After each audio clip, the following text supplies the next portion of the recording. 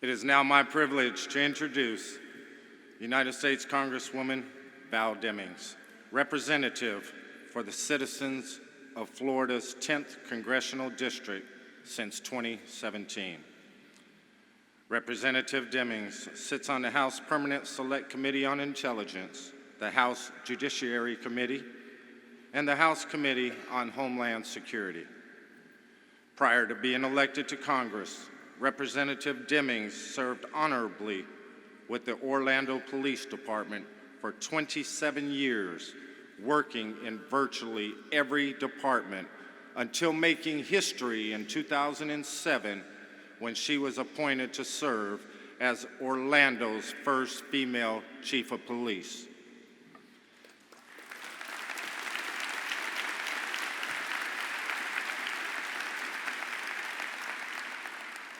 You know I love that background. It was through her hard work and leadership and the dedication of her officers that the Orlando Police Department was able to reduce violent crime by more than 40%. She worked tirelessly to make the Orlando community a partner of the department, all while improving the quality of life in Orlando's most distressed community. Besides serving as a subcommittee vice chair, Congresswoman Demings' leadership positions include serving as Assistant and Regional Whip for the House Democratic Caucus, co-chair of candidate recruitment for the Democratic Congressional Campaign Committee, and vice chair of the Gun Violence Prevention Task Force. Let's give a warm VFW and auxiliary welcome to Florida's 10th Congressional District, Congresswoman Val Demings.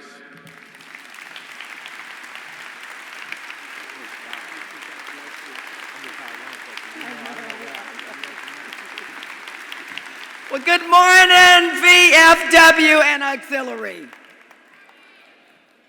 It is my honor, it's a joy for me to be with you this morning.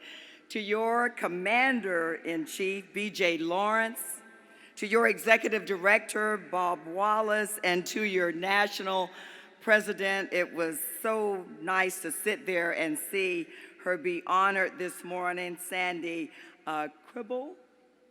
All right. I'd also like to take just a moment. I do have the microphone. You all invited me.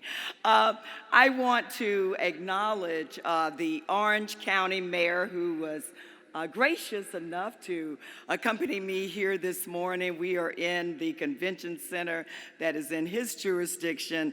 Please join me in recognizing Orange County Mayor, who just happens to be my husband, Jerry Demings.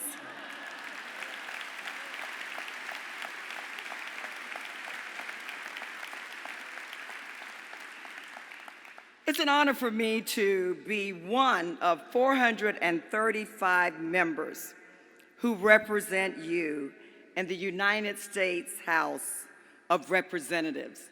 But let me pause for just a moment. Are there any Floridians in the house? Yeah, I thought so. Are there any law enforcement in the house? Thank you so very much for double service. I'm delighted that you have chosen to hold your 120th National Convention in Orlando, and we just happen to be in Congressional District 10. I stand before you this morning as a member of Congress and as a former police chief, and I believe in giving honor to whom honor is due. VFW, I believe in protecting those who have worked so hard to protect us, our national defenders. As this crowd knows, oh, I know you know, that the United States of America is the greatest country in the world. Am I right about that? Yeah, we are. And we are not just the greatest nation by chance, but because of the brave men and women, our servicemen and women who live and die to protect our nation, to protect our freedoms, and protect our democracy. In Congress, we know that our veterans have honored our country. And now we, as members of Congress, must honor them by ensuring that we finish the VA Mission Act and allow veterans to get the care they need regardless of where they live.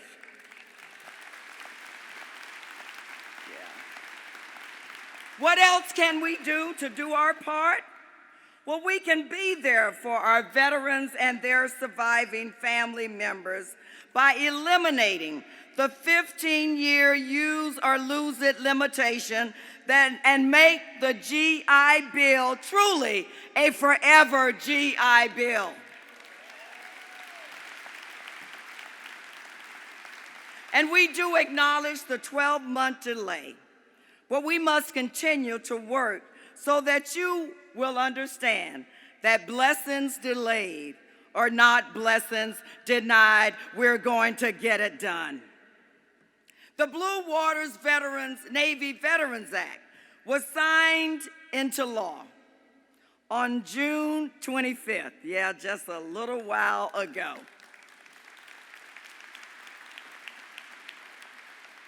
Bringing the decades-long fight for disability benefits linked to exposure to Agent Orange during the Vietnam War to victory. But we also realize there are many other locations where we believe our servicemen and women were exposed to Agent Orange, and we are working to extend this act to cover those service locations as well.